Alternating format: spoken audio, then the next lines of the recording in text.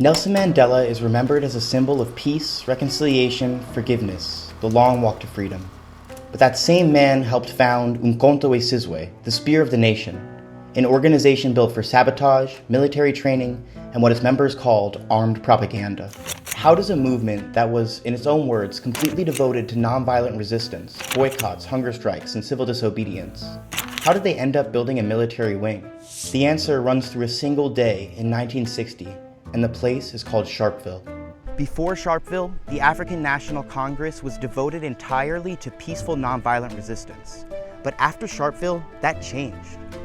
Nelson Mandela and the leaders of the African National Congress decided that peaceful resistance would not work in the face of violent oppression. So they turned to different means. They started a military wing called Umkhonto Sizwe, or Spear of the Nation. This video is based on one of my published papers, The Sharpeville Massacre, Violence, and the Struggles of the African National Congress, 1960 until 1990. With this paper, I wasn't just trying to understand the Sharpeville Massacre for the terrible and tragic event that it was, but really I wanted to know what the Sharpeville Massacre did to the African National Congress, the ANC. What did it do to a movement that prided itself on nonviolent resistance? And what did that mean when that nonviolent resistance was met with brutal force?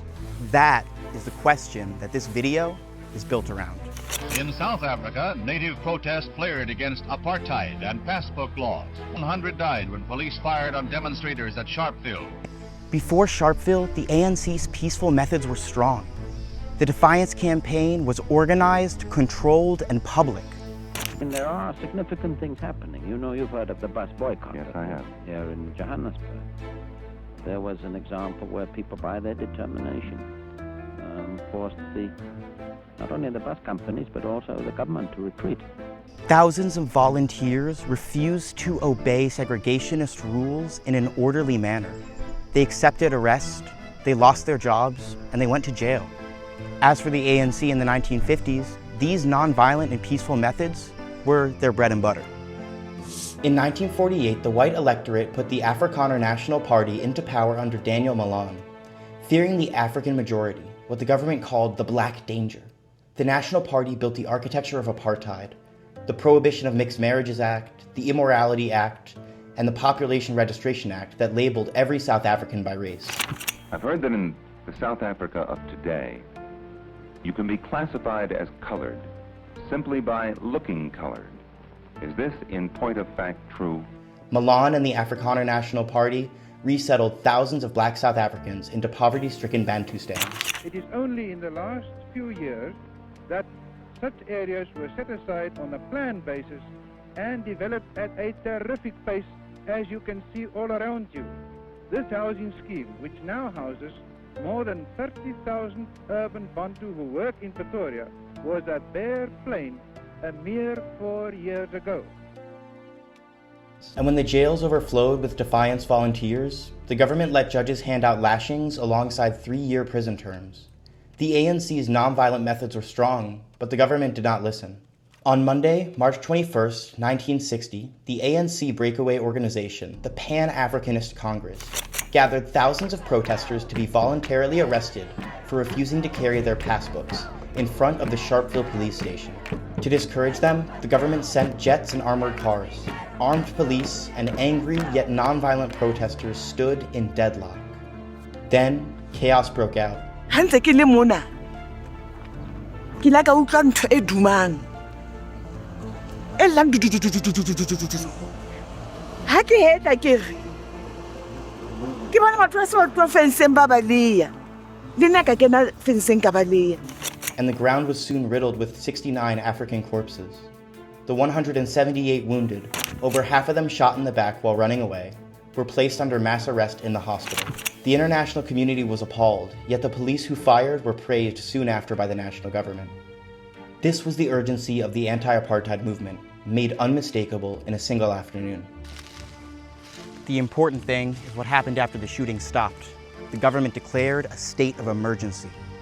The government declared a state of emergency, jailed tens of thousands of protesters, and banned both the ANC and the PAC under the Suppression of Communism Act. The Congress was forced to go underground, and underground, the old strategy hit a wall.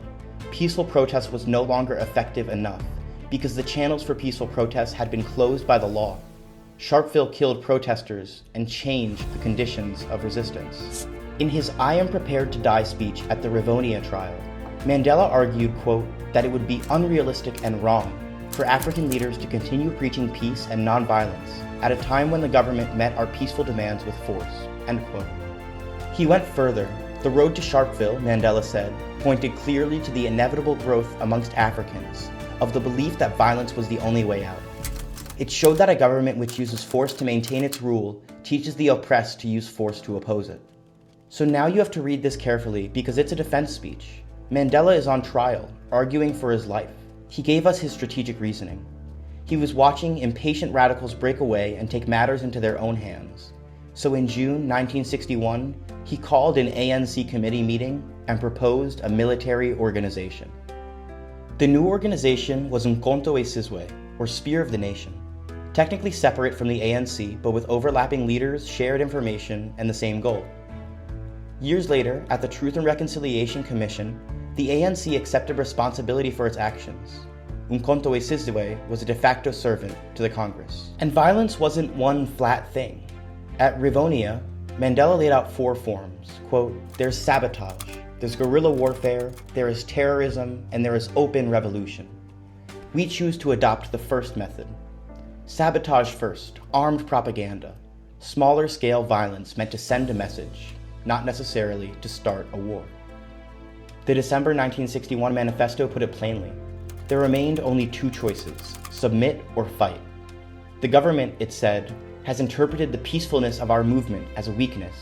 The people's nonviolent policies have been taken as a green light for government violence, end quote. So, the methods of Umkhonto Sizwe would mark a break with that past. The ANC was switching out boycotts in favor of bombings. But the Congress was never an ideologically homogenous party, and this is where the heroic version of the story breaks down. President Albert Luthuli, world-renowned for his belief in nonviolence, was hardline against adopting violent methods. Moses Kotane was one of the most vocal critics, arguing that the Congress wasn't prepared for the consequences of an armed struggle. Both moral and logistical objections persisted, so even as key members organized Umkhonto Sizwe, the ANC stayed publicly committed to nonviolent resistance. The turn was real, but it was contested from the inside. Tambo's later writing shows how the ANC remembered the turn. Writing to seek international support in the late 1980s, Oliver Tambo described it like this, quote, every avenue of nonviolent protest was met with violent repression, culminating in the banning of the ANC after the Sharpeville Massacre. The ANC, he wrote, went underground and formed Umkhonto Sizwe, our people's army, our striking force for final liberation. Listen to that word, our. The army was founded as a separate organization, but Tambo claimed it as a branch of the ANC. The Congress was writing its own history, and it traced its violence right back to Sharpeville. The dedication was personal too. In 1962, Mandela met with the leaders of the Algerian National Liberation Army, the FLN, fresh off their own war against settler rule. At year's beginning and at year's end, Frenchmen clashed with Frenchmen over Algerian self-determination. They taught him equipment and strategy, and his notes were later used against him at Rivonia. And then, the Truth and Reconciliation Commission makes the story messier. The TRC documented hundreds of acts of violence. The 1986 Magoo's Bar bombing in Durban killed 3 civilians and injured over 60. The militant who carried it out said the bar was never the intended target. MK killed people it deemed enemies and defectors. They planted landmines in public spaces and sometimes necklaced their targets, burning them alive in kerosene-soaked tires. The Congress did not order these necklacings, but it neither acted firmly to control its youth militia nor publicly condemn these abuses. To explain why a movement turned towards violence is not the same thing as saying every act of violence was justified. And here's the part that keeps the story honest. The strikes and rent boycotts of the 1980s prevented it from being too simple. Nonviolence never disappeared. Strikes by meat workers in the Western Cape became nationwide red meat boycotts. The ANC helped spread the Transvaal rent boycotts until eventually 60% of Black South Africans were not paying rent. In 1984, a Transvaal strike pulled in 800,000 people and 400,000 students refusing to work or attend school. Government plants producing oil, coal, and iron and steel saw production screech to a halt. 4 years later, 3 million workers immobilized industry across Pretoria, Cape Town, and Johannesburg. In the late 1980s, the ANC's toolbox of resistance was filled to the brim. Sabotage backed up the mass action. It didn't just replace it. Add international sanctions, and the pressure, violent and peaceful, foreign and domestic, drove the government to the negotiations that ended apartheid in 1990.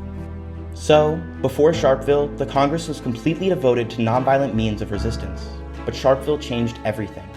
The ANC realized the government's refusal to accept peaceful protest, and it escalated. But it never abandoned peaceful methods. It built the case for that turnout of documents, speeches, internal debates, later memoirs, and consequences. The realities of nonviolence in the face of violent oppression.